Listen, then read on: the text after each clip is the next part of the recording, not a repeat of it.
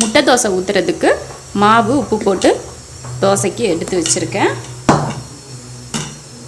2 முட்டை, ஒரு முட்டை கூட போட்டுக்கலாம். நான் 2 முட்டை எடுத்து வச்சுருக்கேன். பெரிய வெங்காயம் 1 குட்டியாக கட் பண்ணியிருக்கேன். மல்லித்தலை கொஞ்சம், அதுவும் குட்டியாக கட் பண்ணி வச்சுருக்கேன். மிளகுத்தூள் 1 டீஸ்பூன் எடுத்திருக்கேன். கொஞ்சமாக உப்பு போட்டு முட்டையை நல்லா அடித்து தோசையில் ஊற்றலாம். அப்போ தான் நல்லாயிருக்கும். மஞ்சள் கரு வெள்ளைக்கரு வந்து தனித்தனியாக இல்லாமல் ஒரே மாதிரி தோசையில் இருக்கும். அதனால தான் அடித்து ஊற்றுறோம். இப்போ தோசை ஊற்றலாம். தோசைக்கல் காஞ்சிருச்சு.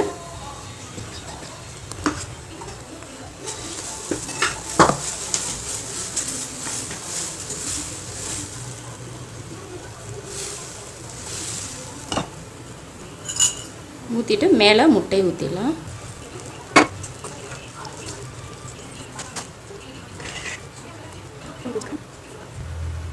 முட்டை தேய்ச்சி விட்டுட்டு மேலே வெங்காயமும் மல்லித்தலையும், எண்ணெய்,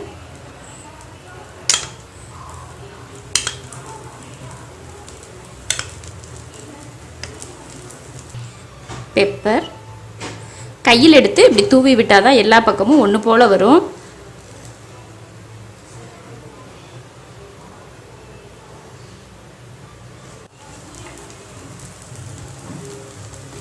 தோசை எடுத்துடலாம். வெந்துருச்சு. முட்டை தோசை ரெடி ஆயிடுச்சு.